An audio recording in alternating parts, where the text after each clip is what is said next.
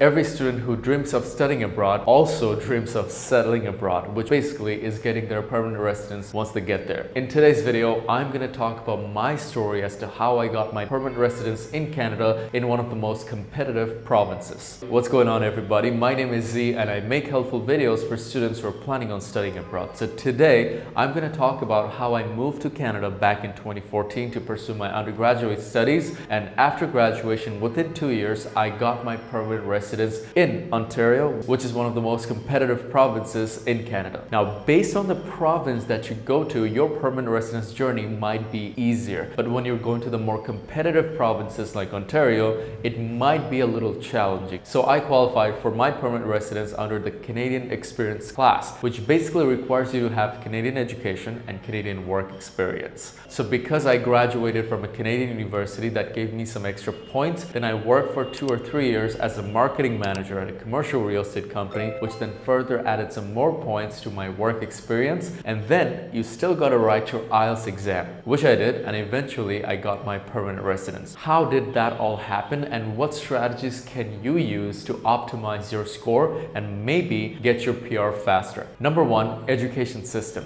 Based on the level of education you go for, so for example, a diploma or an advanced diploma or an undergraduate degree or a master's degree, depending on the one that you go for, which I just mentioned, diploma and advanced diploma gives you the lowest points in terms of your PR. Undergraduate gives you a little more than diploma or advanced. It's not super significant, but whatever it is, you still want to get more points, it helps. And then master's, which gives you the most points in a PR application. So when you go to the more competitive provinces like Ontario, British Columbia, or Alberta, if you are going to take a diploma or advanced diploma because maybe that fits your budget, then you got to make sure that you're someone who can land a job, a professional job quickly after graduation. Because if you can't land a job, you won't have enough points, especially in the competitive provinces, to qualify for your PR. So you got to put yourself in check here. If you're someone who doesn't have the budget to afford the entire undergraduate degree in Canada and you prefer doing a diploma or advanced diploma, you got to make sure that you land your job as quickly as possible. And if you're someone who's not confident with that, I would recommend you going to the provinces that makes getting permanent residence a little easier, like the Atlantic provinces or maybe Saskatchewan or Manitoba, because you may benefit from the provincial nominee programs there. After your education comes work experience, and this one's pretty simple.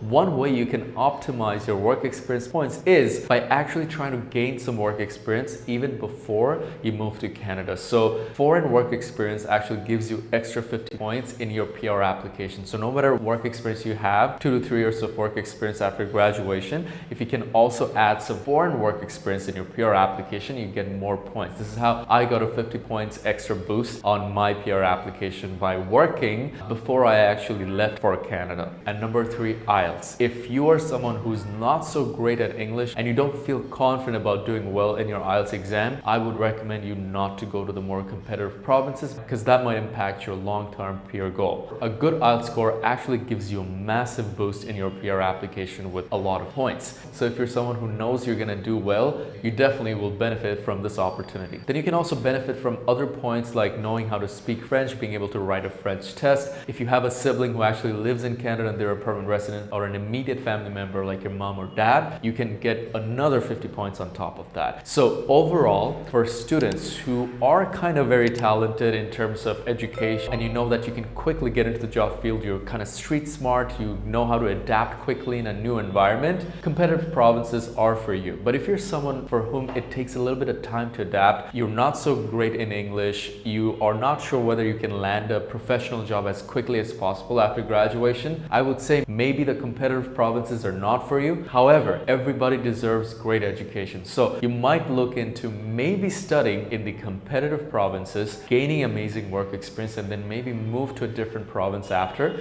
and see whether you could qualify for some provincial nominee programs. I'm not an expert with those ones, but I know what I did for a Canadian Experience class. I actually never worried about my PR. My goal was always to get good education and get a good career. And for me, PR just kind of came knocking on the door. So for those of you guys who really prioritize career, I would say you can figure out PR at the later point. For you, it's important that you focus on great education and focus on great career opportunities. So go where that takes you. So that's my journey with permanent residency. If you guys have any questions, definitely let me know in the comments. I'm happy to answer them. If you want to see more, make sure to like the page, subscribe, and hey, show some love. All right, see you guys in the next video. Better.